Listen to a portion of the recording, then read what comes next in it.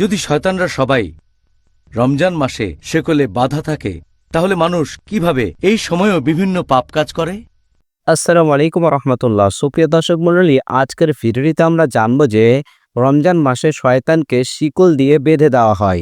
তারপরেও অনেক ব্যক্তি আছে, অনেক মানুষ রয়েছে যারা খারাপ কাজে লিপ্ত হয়ে যায়।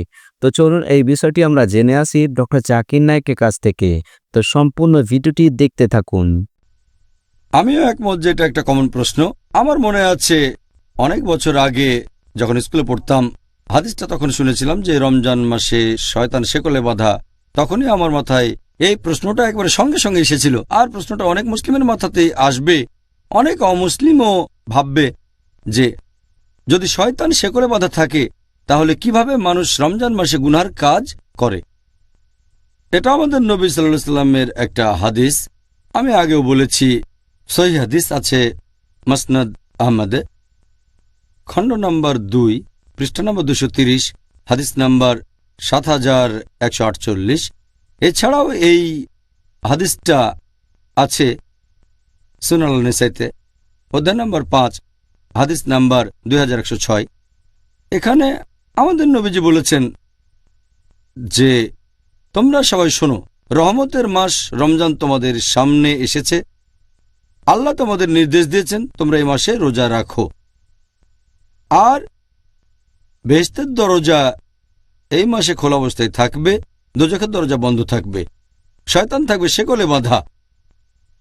এই মাসের একটা রাত 1000টা মাসের চেয়েও উত্তম। আর যে ব্যক্তি এই মাসের রহমত থেকে বঞ্চিত হয়, সে আসলে হতভাগ্য মানুষ। এখন এই হাদিসে পরিষ্কার করে বলা হয়েছে যে রমজান মাসে শয়তান শেকলে বাঁধা থাকবে।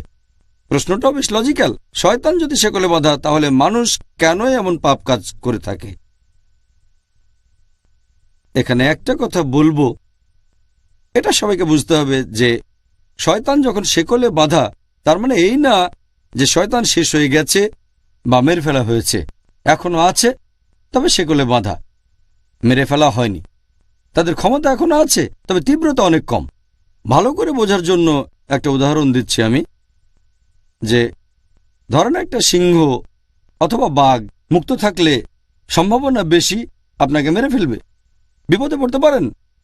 কিন্তু যদি সেই সিংহ অথবা বাঘটাকে শেকলে বাঁধা হয়, আপনি নিরাপদ। ততক্ষণই নিরাপদ থাকবেন যতক্ষণ নিরাপদ দূরত্ব বজায় রাখবেন। বাঘটাকে শেকলে বাঁধার পর আপনি যদি তার খুব কাছে আসেন, তাহলে সম্ভাবনা থাকে যে আপনাকে মেরে ফেলবে। যদি শেকলে বাঁধা বাঘ থেকে নিরাপদ দূরত্ব বজায় রাখেন, নিরাপদে থাকবেন। একইভাবে রমজান মাসে যদি শয়তান থেকে দূরে থাকেন, নিরাপদে থাকবেন আপনি।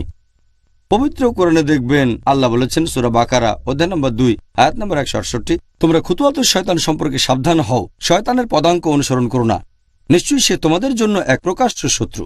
আল্লাহ তাআলা পবিত্র কোরআনে অনেক জায়গাতেই বলেছেন তোমরা শয়তানের পদচিহ্নের ব্যাপারে সাবধান থাকো।